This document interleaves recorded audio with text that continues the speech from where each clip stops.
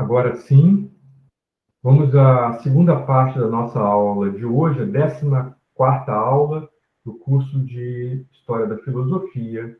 Na primeira parte da aula, nós apresentamos as teses históricas contidas no livro Vigiar e Punir, o livro talvez mais marcante da segunda fase, Genealogia do Poder, da obra de Michel Foucault. E, como eu havia indicado, nessa segunda parte da aula, nós vamos tratar o segundo conceito, que é o conceito de biopoder e biopolítica, né, que vai ser apresentado hoje pelo nosso convidado, o João Marcelo, que já está conosco e já projetou o seu slide aqui no nosso Meet. Né? Bom, gostaria de apresentar, talvez muitos de vocês o conheçam, o João Marcelo acabou de se formar no início desse ano, portanto, ele é o veterano da turma de vocês, né? E ele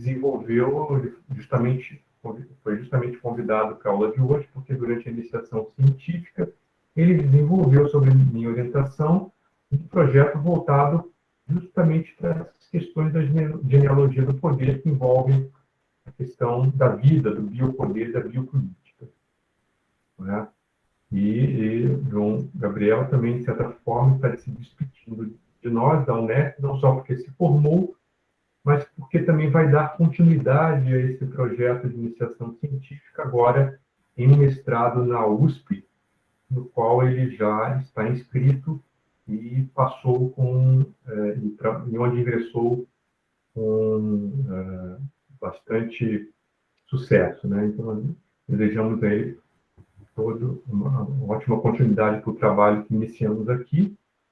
Então, com vocês aí, o João Marcelo, que já está conosco aí, poderá agora então assumir a aula. Obrigado de antemão, João. Obrigado, professor. Oi, gente, bom dia. Eu não sei se eu já compartilhei turma com alguém que está aqui, enfim, mas meu nome é João Marcelo, como o professor falou, e me formei, então, no início desse ano, aí em Assis, né? Por conta da pandemia, a gente teve esse atraso, enfim, acredito que todo mundo passou por isso.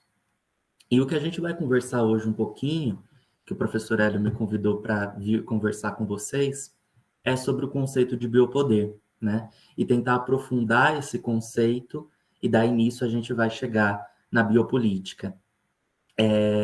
E é interessante trabalhar com conceitos, porque a gente percebe que interpretar os conceitos, a gente também acaba interpretando fenômenos históricos, né? Às vezes parece que a gente está falando apenas de palavras, né? O conceito é uma palavra, mas não é bem assim. Quando a gente pensa no conceito de democracia, enfim, no conceito de república, a gente percebe que esses conceitos, eles não se tratam apenas de palavras, eles se tratam de fenômenos, de coisas que acontecem, de outros conceitos que se relacionam.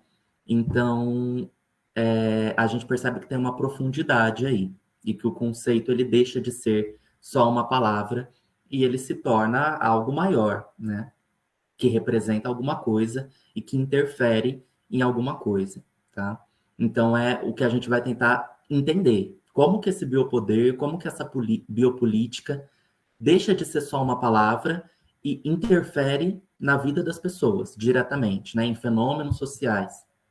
E, bom, então vamos dar continuidade aí ao conceito. É importante lembrar que a gente está abordando esse conceito a partir da ótica de Michel Foucault. Biopoder é um conceito Foucaultiano, mas só que biopolítica é um conceito que já existia, que já era trabalhado anteriormente.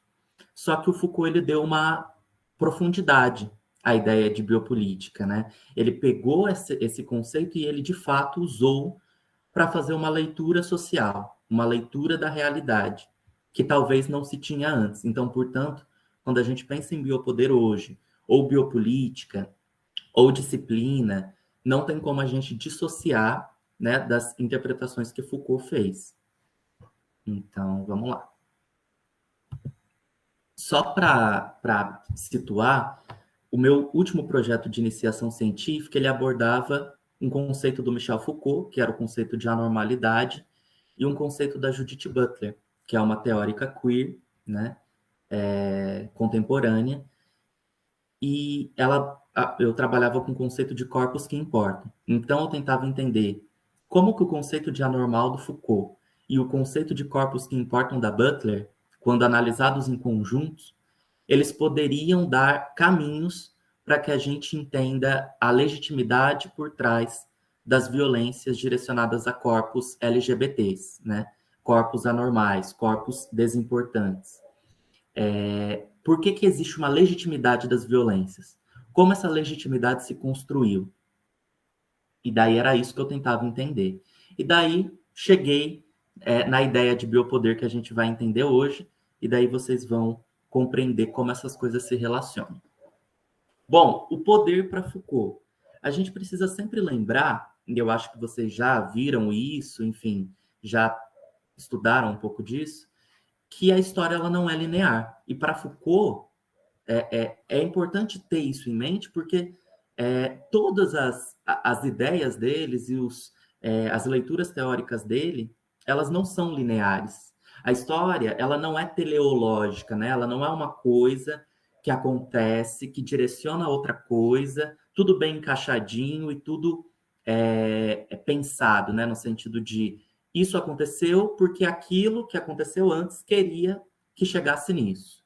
E daí assim por diante, até chegar em um momento específico, final, evoluído, né? Essa ideia de evolução. Isso não existe. A gente sabe muito bem. Então, quando a gente pensa na Terra plana, por exemplo, que é uma coisa que para nós já nem, sabe, nem era um debate, porque não é Terra plana. E ponto final. Hoje em dia tem muita gente que está colocando isso em debate e que acredita na Terra plana. Enfim, uma coisa que parecia que já estava superada. Então a gente percebe como que a história ela pode ser evolutiva e linear se uma coisa que, sabe, já tinha passado, voltou. Então Foucault ele coloca que a história ela é descontínua, ela é múltipla, ela é heterogênea. Os fenômenos eles se entrecruzam e eles geram outros fenômenos que não necessariamente estavam previstos, que simplesmente acontecem.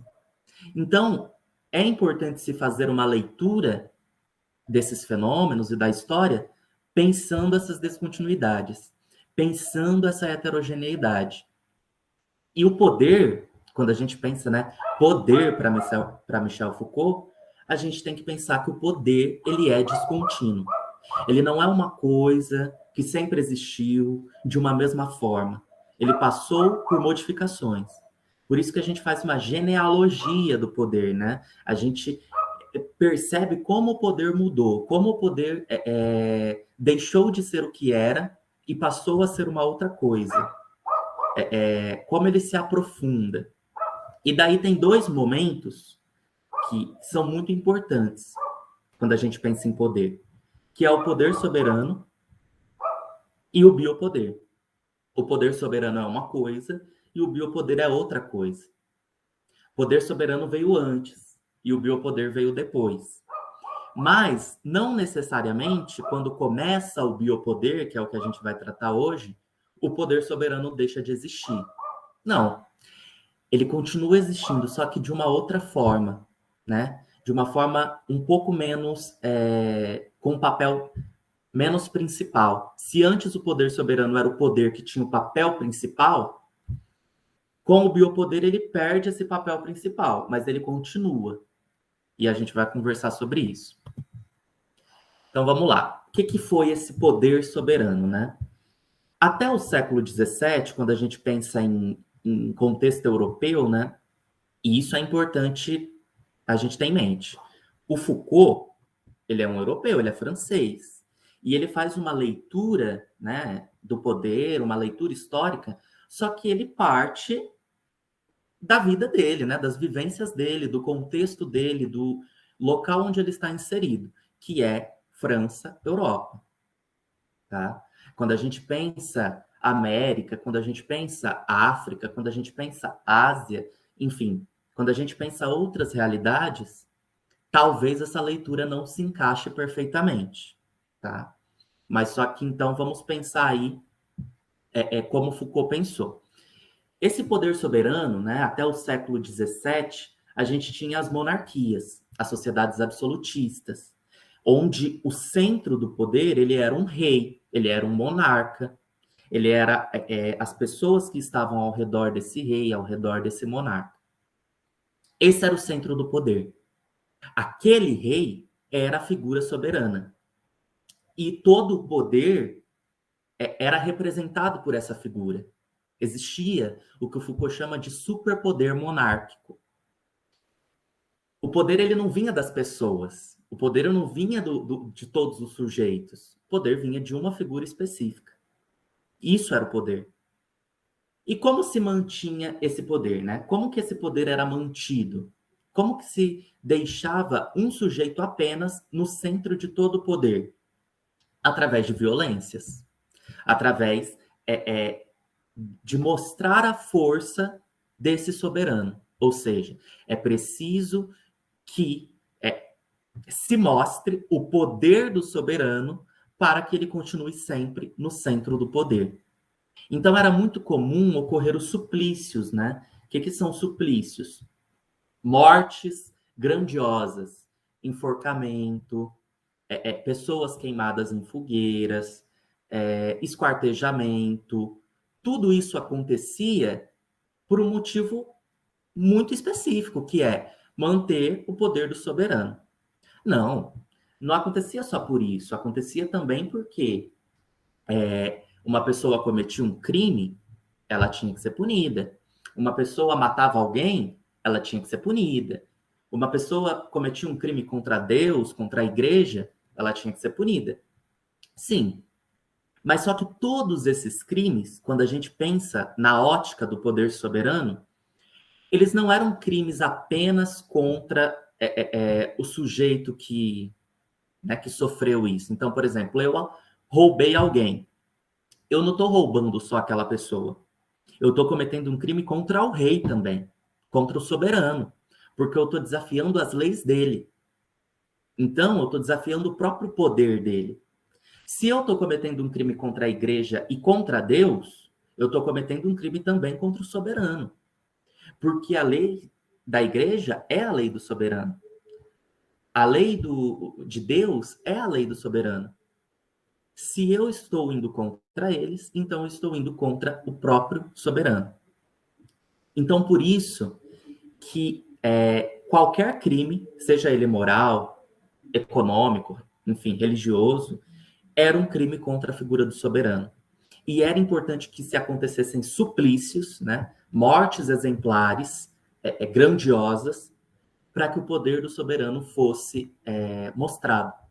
E para que existisse uma punição exemplar. O que é uma punição exemplar? Você punir o criminoso, você punir o déspota moral, você punir aquela pessoa e dar um exemplo para todos os outros. Olha, esse sujeito está morrendo porque ele foi contra o rei, ele foi contra o poder soberano. Se você fizer algo igual, algo parecido, você vai sofrer a mesma consequência. E nesses suplícios tinha sempre que ter uma hierarquia do sofrimento. O que é uma hierarquia do sofrimento? A morte do criminoso, do déspota moral, enfim, do sujeito estranho, tinha que ser muito maior do que o crime que ele cometeu. Tinha que ter muito mais sofrimento. Porque a ideia era mostrar: nada do que você fizer vai superar o poder do soberano, que é o poder central. Então, percebam, tudo que a gente está conversando é para mostrar que o poder está centralizado em uma pessoa. E que para manter esse poder centralizado em uma pessoa, é importante que se tenha violências grandiosas, é importante que se tenha morte. Né? A morte é central para o poder soberano. Existe uma arte quantitativa do sofrimento, o que o Foucault chama de teatro do inferno. Por que teatro do inferno? Porque se o criminoso ele vai para o inferno, né? Já que ele cometeu um crime, e lá ele vai sofrer coisas grandiosas, vamos pensar segundo a ótica daquele momento, né? É importante que ele sofra antes de ir para lá um pouquinho do que ele vai sofrer lá, para que todo mundo lembre sempre disso. Se você cometer algo contra o soberano, contra a sociedade, você vai para o inferno e você vai sofrer um pouquinho aqui antes de ir. Um sofrimento tão doloroso quanto, né? Tudo isso, então, era para defender o status do soberano. Bom, se alguém tiver alguma dúvida, né, sobre a fala, sobre algum apontamento, vocês podem falar, tá? Pode me interromper aí e eu tento ajudar no que eu puder, tá bom? Então aqui a gente tem algumas imagens, né, dos suplícios, de coisas que eram comuns naquele momento e que acontecia para a manutenção desse poder centralizado em uma pessoa. Mas Foucault coloca que o poder ele começa a sofrer alterações no século XVII mesmo, e principalmente no século XVIII. Alterações sutis. Então é importante que a gente pense nisso. História não é linear, não é contínua. Então as coisas que acontecem, que se modificam, elas também não se modificam assim, de forma abrupta, né? Vão acontecendo coisas sutis que vão dando essa percepção de que está havendo uma alteração. E Foucault coloca que a partir do século XVIII começa a haver uma alteração no poder, né? Na forma como o poder se coloca sobre as pessoas, na forma como o poder subjuga as pessoas. Então, pensando no contexto europeu, a gente começa a ter as democracias, né? E as monarquias elas vão perdendo espaço. E pensando sobre uma ótica econômica, o capitalismo ele começa a ganhar espaço. Ele começa a ganhar espaço, ele começa a se pôr de uma forma muito mais forte. E para o capitalismo, a gente sabe que, naquele momento, todos os sujeitos eram importantes, né? Toda a força de trabalho era importante porque a força de trabalho era a força de produção. E produção significa o mercado girando, significa dinheiro, significa, enfim, burguesia ganhando dinheiro. Então, todo o corpo era importante. Não tem mais como a gente ficar matando assim, desvairadamente, e com tortura, esquartejamento, enforcamento, porque esses corpos eles têm uma importância. Eles precisam produzir, né? Sobre a ótica desse novo contexto que está se inserindo. Então, o que o poder começa a fazer é aperfeiçoar os corpos, né? O poder começa a aperfeiçoar cada corpo, torná-lo útil para o mercado. E não só útil, mas torná-lo dócil também. Essas são duas palavras que a gente tem que ter em mente quando a gente pensa disciplina, quando a gente pensa biopolítica e, portanto, biopoder. Que os corpos, eles têm que ser úteis e dóceis para o poder, tá? Por que dócil? Porque não adianta nada o corpo ser útil, produzir, mas ao mesmo tempo ir contra essa lógica econômica, essa lógica do poder, né? Ele precisa ser dócil. Ele precisa deixar o poder continuar acontecendo da forma que acontece. E o poder, ele perde a centralidade do rei. Ele não é mais o ser soberano não é mais o centro do poder. Então o poder, o centro do poder, ele é todo mundo. Todo mundo faz parte do poder. O poder não pertence mais a uma pessoa só, ou a uma classe, ou a um grupo. O poder, ele se desenvolve em rede, em relações. Ele se apresenta nas relações.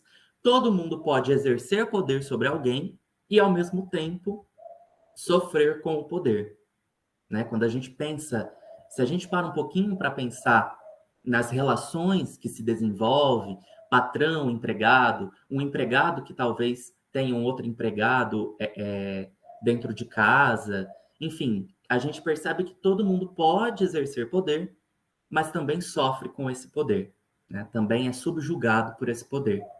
Então, para Foucault, o poder passa a se desenvolver de uma forma microfísica, de uma forma automática, de uma forma quase imperceptível, né? aperfeiçoando os corpos. E ele coloca que isso, que começa a acontecer lá no final do século XVII e principalmente no século XVIII, já é o biopoder, né?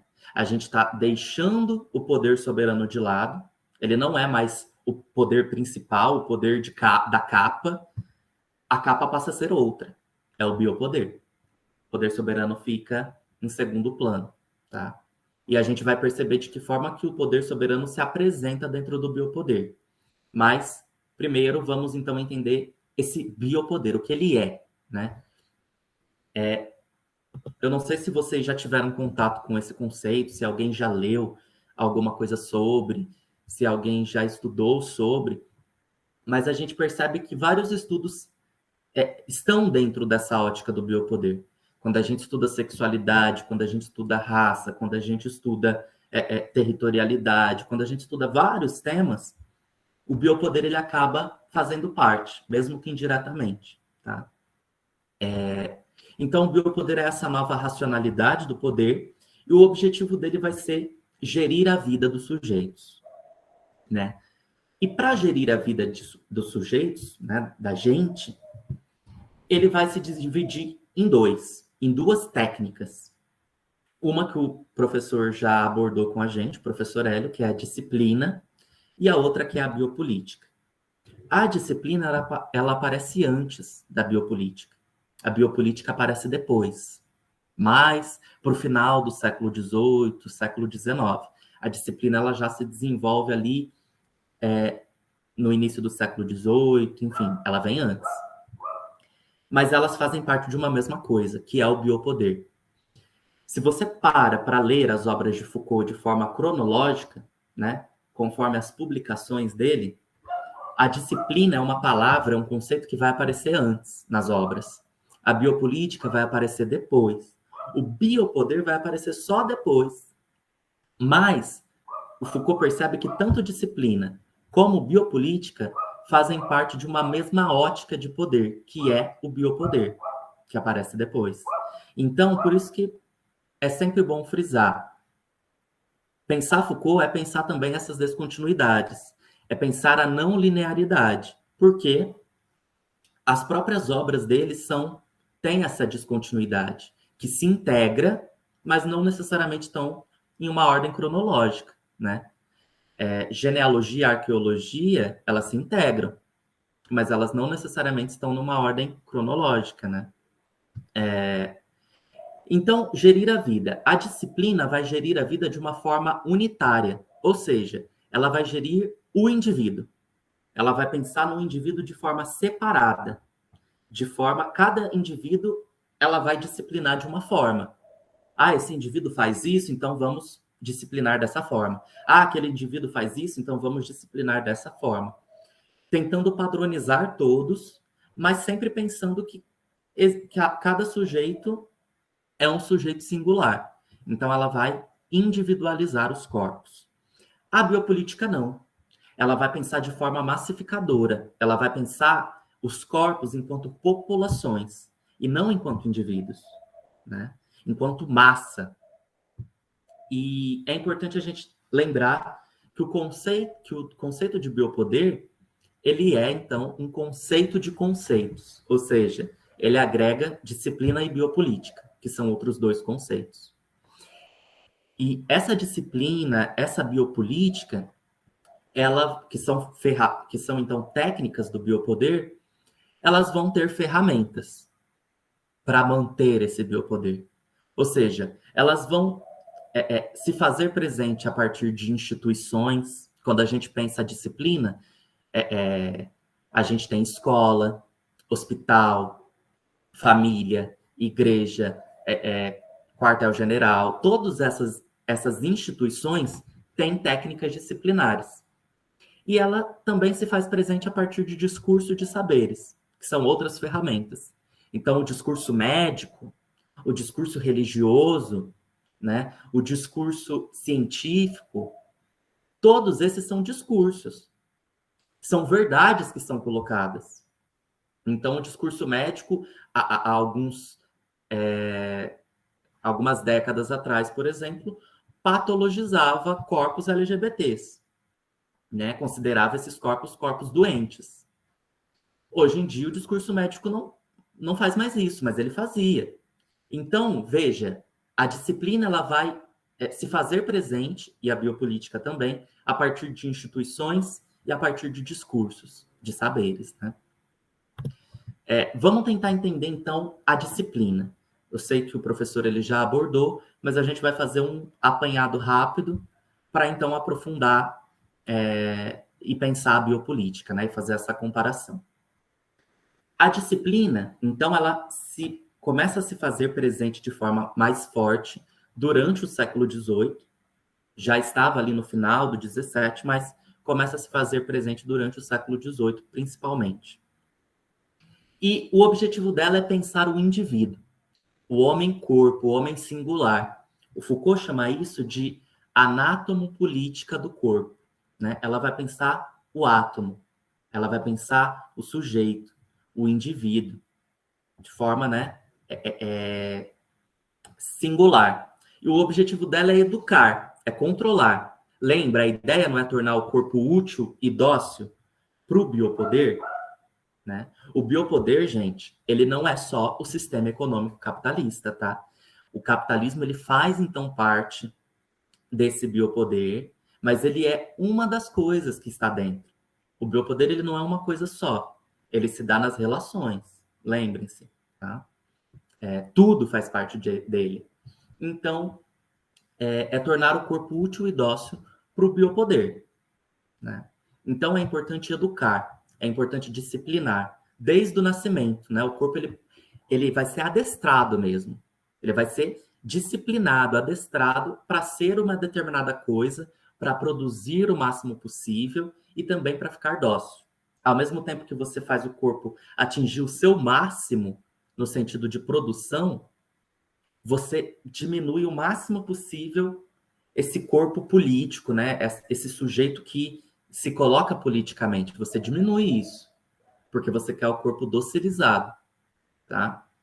Então, como assim desde pequeno, né? Desde criança eu tô sendo adestrado, né?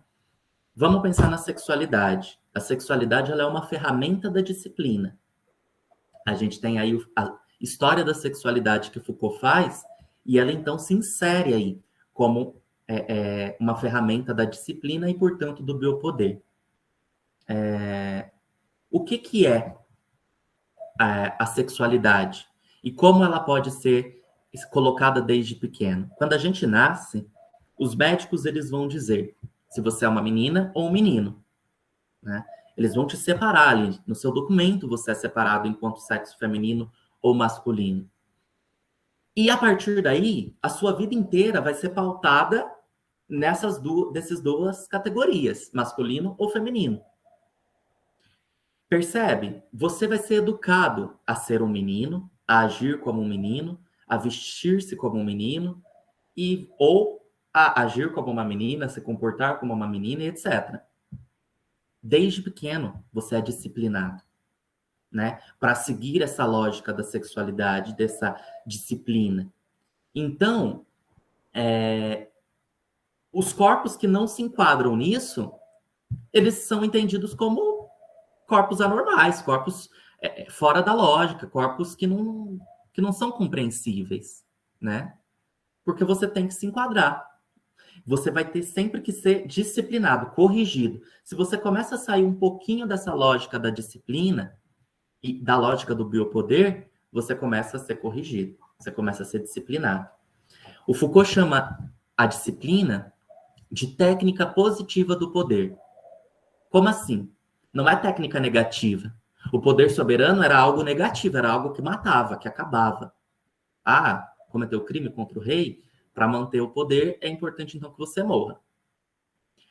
A disciplina não. E o biopoder, portanto, também não. É importante que você seja corrigido. A gente não quer acabar com você, a gente quer que você seja útil para nós. Então não adianta acabar, matar, né? O biopoder, ele é um poder que ele consegue sempre cooptar as coisas, fazer com que as coisas entrem para dentro dele. Então, quando a gente pensa aí em sexualidade, né? Como eu disse, há décadas atrás, ser gay era o mesmo que ser alguém doente, né? Não cabia dentro do biopoder. Mas houve uma cooptação. Eles conseguiram cooptar essa sexualidade para dentro do poder. Hoje já não é uma doença e etc. O biopoder ele se utiliza, inclusive ele ganha com isso. Quando a gente pensa no Pink Money, nessas empresas que chega no mês do orgulho, elas começam a vender horrores, coisas para LGBTs, enfim, a gente percebe que o poder ele conseguiu trazer isso para dentro do discurso, de certa forma, né? Então, essa técnica positiva do poder, ela aprende consigo mesma. O poder ele vai se aperfeiçoando, né? Aqui eu coloquei o exemplo do panóptico também, que o professor já falou, que é uma espécie de presídio, onde a gente tem um centro, uma torre, né? Um sujeito que fica nessa torre, e todas as celas, olha, aqui são as celas, elas são espalhadas de forma circular ao redor dessa torre. Quem está ali na torre consegue ver tudo, né? Consegue ver todas as celas, consegue ver se a pessoa, se o criminoso está cometendo algo errado. E o criminoso, ele não consegue ver para onde que o sujeito que está ali dentro da torre está olhando. Porque, né, são janelinhas, então você não sabe se você está sendo vigiado. Além de tudo, tem a luz que bate nas costas deles. Eles não conseguem saber se eles estão sendo vigiados ou não. Mas basta um vigia para conseguir controlar a todos. Ou seja, você pode não estar sendo vigiado, mas você vai se sentir vigiado.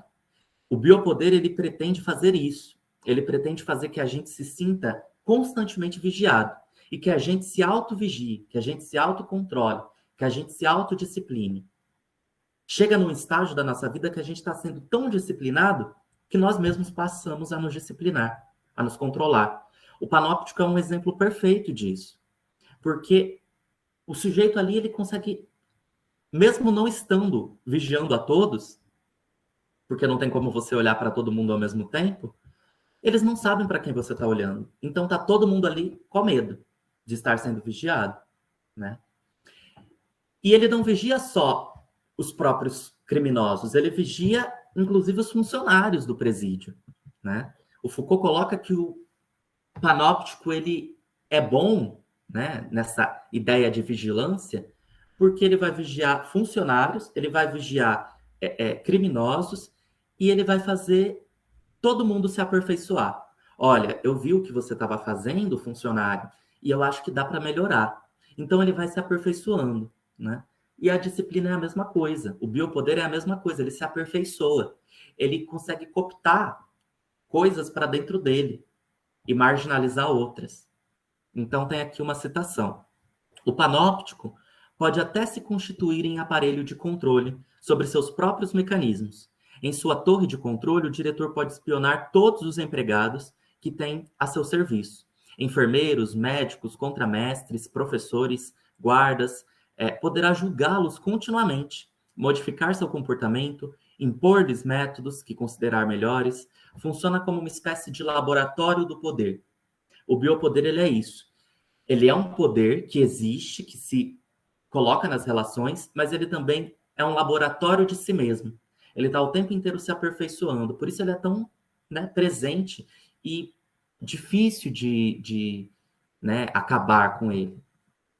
Mas, como eu disse, o biopoder ele se divide em dois: disciplina e biopolítica, né?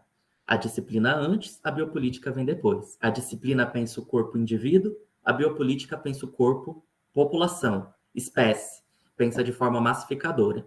Até aqui alguém tem alguma dúvida? Algum apontamento sobre a disciplina, sobre o panóptico, enfim? Não? Então, vamos... Tem. Tudo perfeito, tá.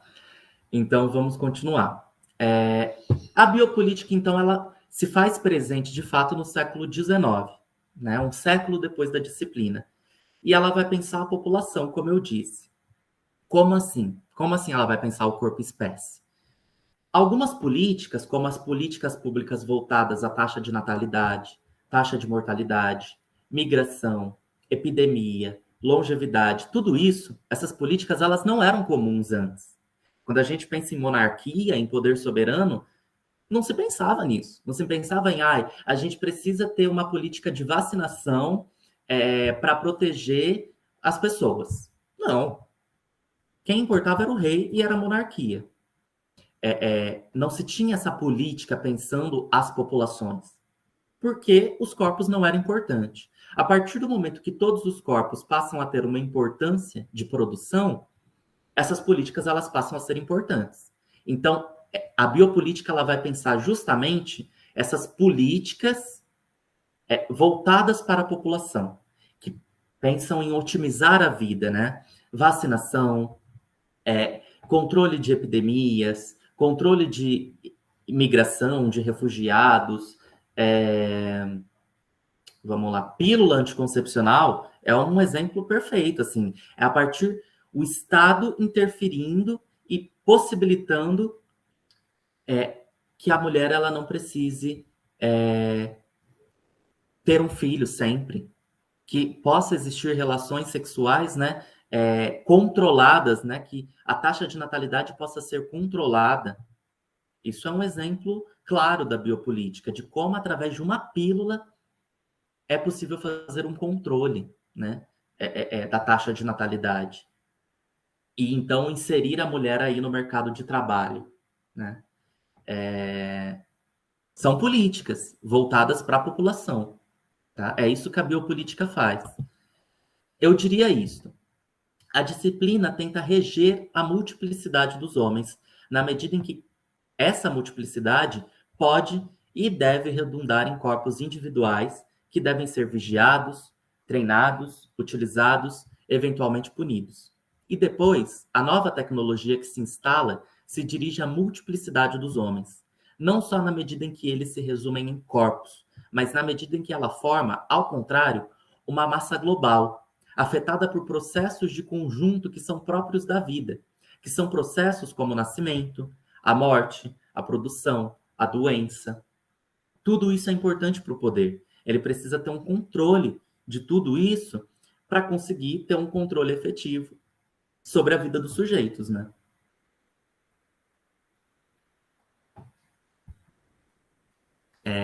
Bom, então vamos continuar. Então ele tem essas duas vertentes: disciplina, corpo indivíduo, biopolítica, corpo espécie. Ambos fazem parte de otimizar a vida. Enquanto um regula, ou melhor, enquanto um educa o corpo do sujeito indivíduo, o outro regula o corpo das massas, né, as populações. Então, educação e regulação, disciplina e regulação, ambos fazem parte então do biopoder, tá? Mas e a morte? Né? Acho que essa é uma coisa importante. Se esse biopoder se importa tanto com a vida, como que a gente teve políticas de morte, né? Quando a gente pensa, por exemplo, no colonialismo, ou no nazismo, ou nas guerras, né? Segunda Guerra Mundial, enfim, como explicar essas políticas de morte se esse biopoder está interessado na vida? Eu queria saber se alguém tem alguma ideia, né? De se a morte faz parte do biopoder, como ela faz parte do biopoder, o que a morte significa? O que vocês acham que a morte significa dentro do biopoder? Lá, para a soberania, ela significava a manutenção do próprio poder. Né? Vamos matar para mostrar que o poder soberano é o centro. E no biopoder, para que ela serve? Para que serve a morte? Né? Pensem nisso, assim. Pensem nessa ideia. Se o objetivo é otimizar a vida, é tornar os corpos úteis, conseguir controlar todos os sujeitos, para que vai servir a morte no biopoder? A morte ela vai servir justamente também para a manutenção do biopoder. Assim como na soberania a violência mantinha, a morte ela também vai manter. Porque se a vida dentro do biopoder é o ponto central, a gente tem que sempre pensar que vida e morte não são coisas separadas. A morte ela faz parte da vida, né? Quando a gente pensa em luz e escuridão, A luz, a escuridão, ela não é uma coisa separada da luz. A escuridão é justamente a falta da luz. E a mesma coisa é pensar, eu acho que a morte e a vida. A vida é o centro do biopoder, para Foucault, assim como a morte era o centro da soberania.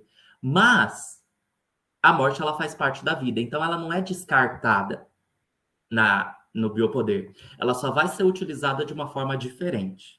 Enquanto a disciplina tem ali ferramentas, instituições que tentam educar os corpos, corrigir e punir, às vezes, quando necessário, alguns corpos eles não cabem dentro da correção.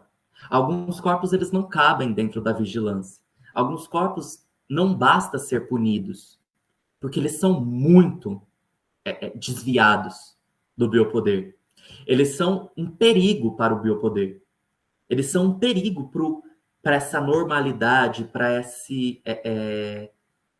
esse tipo de poder. Eles precisam ser eliminados. A biopolítica ela vai ter o que Foucault chama de dispositivos de segurança. Esses dispositivos de segurança, o objetivo deles é se livrar dos corpos perigosos, do que é um risco para o bem-estar social, para a normalidade do poder, né? E o Foucault coloca que a tanatopolítica, ou seja, uma política que pensa a morte, é tão comum dentro do biopoder quanto a biopolítica, que é uma política que pensa a vida, né? A tanatopolítica é constitutiva da biopolítica, tá? Ela faz parte. Gerir a vida de uns é a mesma coisa que gerir a morte de outros. Faz parte, tá bom? Por quê? Se eu sou um corpo normal, né, considerado normal, considerado então importante, considerado útil para o poder, e existem outros corpos que ameaçam a minha utilidade, e são corpos estranhos, corpos que fogem da normalidade, do biopoder, esses corpos têm que ser descartáveis, porque eles são um perigo para mim, normal. Eles são um perigo para minha utilidade. Tá? Por isso eles devem ser descartados. Se a gente pensa aí, tem muitos autores que começaram a escrever durante a pandemia sobre como, aqui no Brasil, a pandemia ela está sendo uma espécie de política de morte mesmo. O governo não toma nenhuma iniciativa, o governo não se importa com as vidas que estão morrendo, o governo não se pronuncia. Por quê? Porque essas vidas são descartáveis. Elas precisam morrer, né? Elas têm que morrer para que as outras continuem vivendo melhores. Para que as pessoas que não estão morrendo, né? Que geralmente são pessoas de uma classe social mais elevada, e daí tem uma separação, inclusive, de raça. Quem mais está na pandemia, mesmo o vírus podendo atingir a todos, quem mais está morrendo é a população preta, população pobre. Então, enfim, alguns morrem para que outros vivam melhor, né? Essa é a ideia da tanatopolítica. Alguns precisam morrer para que outros vivam melhor. E quem vai decidir, né? Quem decide quem pode ser corrigido e quem não tem como ser corrigido, quem tem que ser morto? É o que Foucault chama de racismo de Estado. O racismo de Estado é um mecanismo dentro da biopolítica que decide quem morre e quem vive. Quem pode ser corrigido pela disciplina ou quem tem que ser morto pela biopolítica. Tá? Quem tem que... A raça ruim, o anormal, o degenerado, todos esses precisam morrer para que se tenha uma purificação da sociedade, para que a sociedade fique mais pura, fique mais tranquila, mantenha a sua normalidade, né? Para que o corpo social seja defendido. E esse racismo de Estado, ele não se trata apenas de raça, tá? De cor de pele. Essa subdivisão que esse racismo de Estado faz, ele faz uma divisão de raça, uma divisão de gênero, uma divisão de sexualidade, uma divisão de territorialidade, né? Quando a gente pensa em pessoas refugiadas, uma divisão, enfim, que não se trata apenas da raça, da cor da pele, mas ela vai além disso. Esses grupos que se cria, essas subdivisões dentro da sociedade entre o corpo abjeto, o corpo anormal, o corpo normal, o degenerado, são criados pelo racismo de Estado, tá? E daí, vamos pensar lá nos poder soberano de novo. Foucault coloca que está aí. O poder soberano ele não sumiu. Ele continua se apresentando dentro do biopoder através dessa tânatopolítica, desse racismo de Estado, né? Porque o objetivo é defender todo o corpo social. Porque todo o corpo social, como eu disse, dentro do biopoder, é o centro do poder. Se no poder soberano o centro do poder era o soberano, era o rei, e a morte dos indivíduos significava manter esse rei no centro, dentro do biopoder, todo o centro vai ser todas as pessoas. E a morte dos sujeitos estranhos, degenerados, ameaçadores, significa manter todas essas pessoas no centro. Foucault coloca que há uma generalização do poder de matar. Se o soberano tinha o direito de matar aqueles que cometiam um crime, porque esse crime era contra ele mesmo, dentro do biopoder, quando uma pessoa comete um crime contra a sociedade, né, contra a normalidade, ela está cometendo um crime contra todo mundo, porque todo mundo é o centro do poder. Por isso, todo mundo se sente no direito de matar, né? De novo, eu trabalhei no meu projeto de iniciação científica a questão de gênero, a questão de sexualidade. Então, é um exemplo que eu sempre trago. A gente tem, hoje em dia, mortes que são verdadeiros suplícios, principalmente de travestis, de gays afeminados, pretos. Então, dias atrás, eu não sei quem chegou a ver, mas teve uma travesti que foi presa dentro do porta-mala de um carro e torturada, sabe? Gravando. E a guarda municipal estava do lado e não fez nada. Deixou as pessoas torturarem, baterem. Um pouco antes, uma travesti foi, sabe, queimada e depois acabou morrendo. E tudo isso acontece e parece que a gente normaliza. Ah, já estamos tão acostumados a ver, passa batido. Ou então, não se tem uma investigação verdadeira de quem é o culpado daquilo, de quem cometeu aquele crime.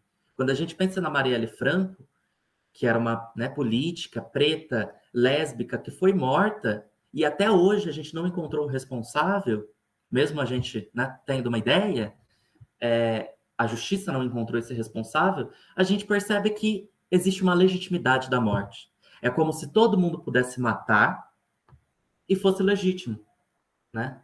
Por quê? Porque é um corpo ameaçador. É um corpo que desafia a lógica do poder, do biopoder. E, portanto, todo mundo pode matar. Então, se no poder soberano a lógica era deixar viver, o rei deixava viver e fazer morrer, no biopoder a lógica é fazer viver, é importante que se viva, né? Porque tem que produzir, mas ao mesmo tempo deixar morrer. Existem alguns corpos que precisam morrer. Então o poder deixa. E daí o Estado vai ter políticas de morte, quando a gente pensa, né, na polícia e no racismo institucional, a gente vai ter as milícias, a gente vai ter altos índices de feminicídio, enfim. A gente percebe que faz sentido, né? Então aqui eu coloquei uma imagem que daí eu volto lá no começo. Pensar o biopoder não é simplesmente pensar uma palavra. O conceito, ele nos mostra fenômenos reais. Então, feminicídio, racismo de Estado, LGBTfobia, tudo isso se insere dentro da lógica do biopoder, né? Da mesma forma que, por exemplo, alguns gays, principalmente, né, dentro da comunidade LGBT, gays, brancos, padronizados, que são casados com outros gays, brancos padronizados, que seguem uma lógica heteronormativa, são cooptados pelo discurso do poder, ou seja, o biopoder está aprendendo consigo mesmo e está se expandindo, cooptando certos corpos, outros corpos continuam em uma marginalidade tremenda, né? Travestis, gays afeminados, lésbicas, continuam sendo marginalizados. Por quê? Esses aí não cabe, não tem como cooptar, né? A lógica do biopoder é essa. Isso daí talvez um dia tenha, mas a gente ainda precisa aprender como. Por enquanto, é perigoso para a lógica, mata. Enquanto isso, outros que antes eram também abjetos começam a ingressar aí na lógica do biopoder. E às vezes não se preocupam com os outros que continuam na abjeção. Acho que esse é um problema, né? Os corpos que saem da zona de abjeção, eles saem e parece que, é agora que eu faço parte da coisa, da normalidade, pseudo-normalidade, eu não vou olhar para quem ficou na zona de abjeção. Até aqui, alguma dúvida? A gente está finalizando. Alguma dúvida, algum apontamento, alguma crítica? Não? Então, tá bom. Então, vamos prosseguir. Bom, como eu disse, pensar o biopoder, pensar a biopolítica, pensar a disciplina, é pensar a partir da lógica de Foucault, né? Óbvio que a gente consegue inserir em determinados fenômenos sociais, mas é uma lógica europeia, né? A gente pode pensar o biopoder, a gente pode pensar a biopolítica a partir de outras lógicas. A gente pode aperfeiçoar a teoria, a gente pode aprofundar a teoria. Hoje em dia, no meu projeto de mestrado, eu vou tentar trazer a lógica do biopoder e tentar compreender como essa lógica está sendo lida a partir de fenômenos da América Latina, né? E eu trouxe a necropolítica, que é um conceito do Akiri Bembe, que é um filósofo camaronês, para mostrar para vocês justamente, podemos aprofundar, podemos olhar a partir de outras óticas. O que Bembe coloca para a gente é que não necessariamente a vida ela é a coisa principal do biopoder. A morte pode ser a coisa principal. Quando a gente pensa a partir do continente africano, quando a gente pensa a partir da América, né, que foi um contexto colonizador, que só foi começar a pensar em república, essas coisas, muito depois da Europa, e que se manteve durante muito tempo, né, em lógicas de soberania, a vida talvez não seja o ponto de destaque. Talvez o ponto de destaque continue sendo a morte, né? Talvez, como territórios colonizados, justamente a leitura seja outra, não seja a mesma da Europa. Porque a gente foi colocado em territórios onde o Estado construiu um estado de sítio, um estado de exceção. O que é um estado de sítio, estado de exceção? É um estado onde se constrói um medo constante, uma constante guerra. Estamos em constante guerra contra um inimigo, né? Contra um medo, contra um sujeito que é um terror, contra corpos que são terrores, né? Se a gente pensa na guerra, nas favelas entre polícia e as pessoas que vivem ali, que na verdade não é uma guerra, é um extermínio, né? Um genocídio, a gente percebe então que a lógica é outra, que a morte tem um papel de destaque muito antes da vida e que não se diferencia o que é inimigo interno de inimigo externo, né? Não importa se você é brasileiro, você continua sendo um inimigo. Então, eu não vou me aprofundar no conceito de necropolítica, eu só trouxe para a gente perceber que existem outras leituras e que sugiro que leiam, né? É importante demais as leituras de Foucault, os apontamentos de Foucault, porque eles fazem sentido. Porque até hoje a leitura faz sentido. Mas é importante a gente ter outras visões também, a gente aprofundar.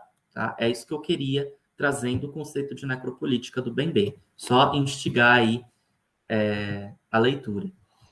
E para fechar, a questão que fica é, nossa, o biopoder é uma coisa, né, gigantesca, parece que não tem como acabar com ele. Parece que não tem como... O que a gente faz? É muito difícil. Ler Foucault traz essa inquietação porque Foucault ele não dá essas respostas. Ele categorizou o fenômeno, conceitualizou o fenômeno, mas ele não necessariamente deu uma resposta de, você precisa fazer isso para acabar com o negócio, né? Quando a gente lê Marx, é diferente, por exemplo, né? A gente tem respostas ali, revolução tal, né? Agora, Foucault não. Então, como fazer isso? Não tem uma resposta. Gente, não tem como falar, ó, vai, faz isso que o biopoder acaba. Até porque o biopoder, ele é inteligente, ele se aperfeiçoa, ele copta coisas, né? Mas só que a gente tem aí Judith Butler, ela dá um caminho. Ela não fala exatamente de acabar com o biopoder, mas acabar com esses fenômenos que fazem parte dele. Então, se a gente tem corpos que são construídos enquanto corpos desimportantes, enquanto corpos abjetos, né? E não apenas por uma questão de sexualidade, mas por várias questões, como desconstruir isso? Como tirar os sujeitos dessa zona de desumanização e, portanto, de realidade? Porque se você é desumano, se você é abjeto, se você é estranho, você não é real, você não é um corpo. Né? Quando a gente pensa em direitos humanos é para todos os humanos. Se você, por um acaso, não tem moradia, não consegue se alimentar, não tem direito à educação, você não é considerado um humano, porque você não tem esses direitos. E se está tudo bem você não ter esses direitos, se o Estado não faz nada, significa que ele te desumaniza.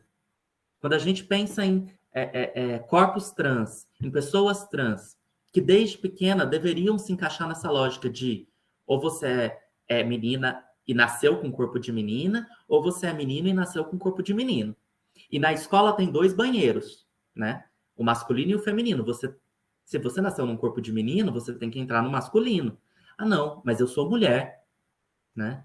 Não, mas você nasceu com corpo de menino, tá no seu documento, você tem que entrar no de menino. A gente percebe que a gente tira o direito desse sujeito estudar. Porque não tem como você estudar sem você poder ir no banheiro. Tem como, né? Existe altos índices de pessoas trans que têm problema, por exemplo, na questão urinária, porque não podem ir no banheiro. E daí existe o abandono escolar. Ou seja, você perde um direito básico, um direito humano. Então você não é humano, você é irreal. Isso pensando, né, o corpo trans, mas só que tem o corpo preto, que passa por outros problemas que também traz essa irrealidade. Enfim, povos indígenas, refugiados. Você é considerado irreal, você é considerado matável, né? O humano se concebe de forma diferente dependendo da sua raça, e da visibilidade da dita raça, da sua morfologia e da medida em que se reconhece dita morfologia, do seu sexo e a verificação perceptiva do dito sexo, da sua etnicidade e da categorização de dita etnicidade. Alguns humanos são reconhecidos como menos humanos e dita forma de reconhecimento conduz ou não a uma vida viável, né? E daí uma outra citação, né? Falando aí que algumas vidas não são viáveis, são consideradas irreais. Ser chamado real e ser chamado irreal não chega a ser só uma medida de controle social, mas também uma forma de violência desumanizadora. Eu exporia assim: ser chamado irreal e, por assim dizer, institucionalizar essa designação como uma forma de tratamento diferencial é converter-se em uma outra coisa que não é, né, um humano. É o inumano, é o menos que humano, é o fora da humanidade. E é o que garante os limites do humano e da realidade.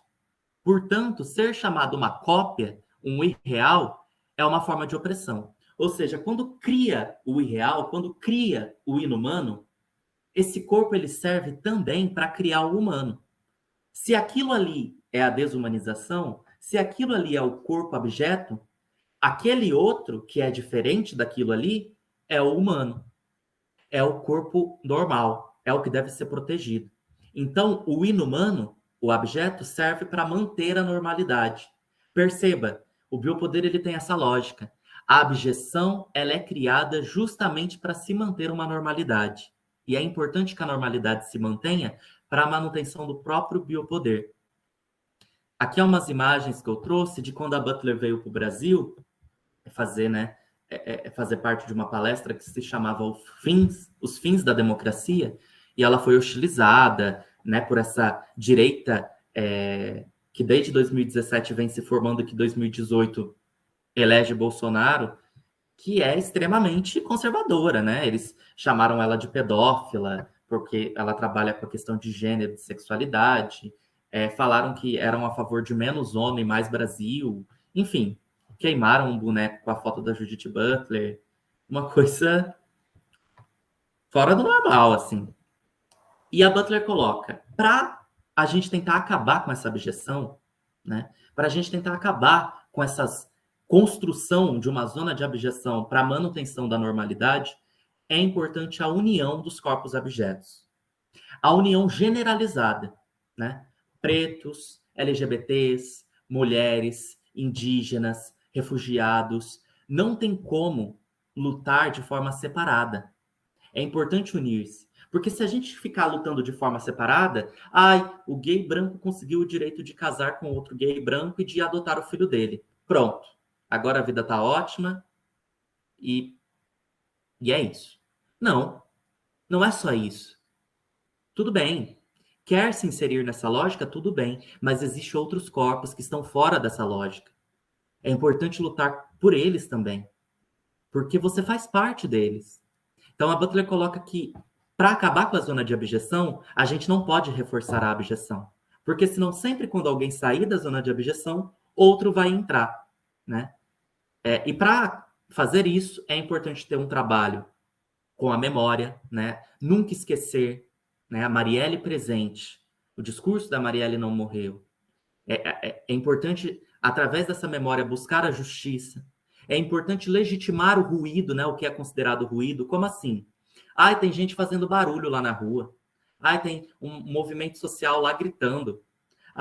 Esse povo, eles não sabem fazer discursos políticos, eles só sabem fazer barulho. Não, o barulho, as movimentações sociais, ir para a rua é um discurso político. A gente precisa reafirmar isso. É importante reafirmar que todos os corpos são ilutáveis, ou seja, todo mundo merece luto, seja corpo preto, seja indígena, seja LGBT, todo corpo precisa de luto, precisa ser enlutável. A gente está com mais de 500 mil de mortes no Brasil por conta da pandemia e todos esses corpos são importantes, todos são enlutáveis. Mesmo que o presidente diga que não, mesmo que ele não faça nenhum pronunciamento, né, consolando a família dessas pessoas, apoiando a família dessas pessoas. É importante que a gente reafirme, tá? Porque só assim a gente vai compreender que todos os corpos são interdependentes. Você só é considerado normal porque aquilo ali é considerado anormal. Todos os corpos dependem um do outro. Por isso que a luta tem que ser coletiva, para acabar com essa zona de abjeção, que é o que o biopoder sempre faz. Ele cria quem pode morrer e quem deve ser mantido vivo. Às vezes alguns saem dessa zona de matabilidade, mas outros entram. E para acabar com essa lógica, a gente precisa atingir essa zona de abjeção. É o que a Butler coloca, né? Aqui eu coloquei algumas referências, né? Principalmente das obras de Foucault, para quem quer ler sobre biopoder, biopolítica, procurem nessas obras. Mas também coloquei citações de Judith Butler e do Bembe. Mas quem se interessar, o professor tem meu e-mail, ele pode passar para vocês e daí você pode se aprofundar no tema. Alguém tem alguma colocação, alguma dúvida, algum apontamento, algum comentário? Alguém está aí? É isso.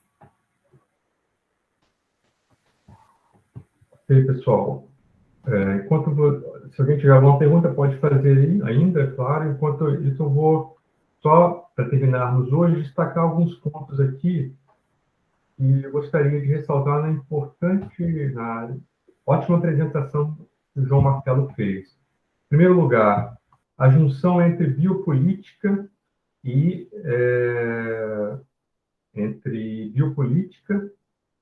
e disciplina, constituindo o conceito maior de biopoder.